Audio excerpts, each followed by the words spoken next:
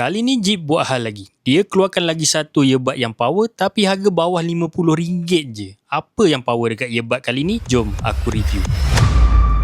Dekat tangan aku kali ni ada satu earbud dari Jeep iaitu model JP EW130 menggunakan Bluetooth version 5.4 yang terkini berkapasiti 1200 mAh, mampu bertahan sehingga 80 jam penggunaan dan paling special dia punya case mampu menjadi power bank, function yang jarang ada dekat earbud lain. Dalam box korang akan dapat satu user manual, extra tip, charging cable dan ini dia punya charging case. Reka bentuk yang menarik, color hitam yang solid dengan tulisan Jeep di atasnya dan sekali slide ada earbuds di dalam dia. Untuk earbuds pada aku design dia sangat cantik. Ada lamban Jeep color silver menyelahkan lagi rupa earbuds ni. Yang best earbuds ni jenis kedap ke dalam telinga dan saiznya yang kecil, bila pakai seakan tak nampak tengah memakai earbuds. Sangat selesa.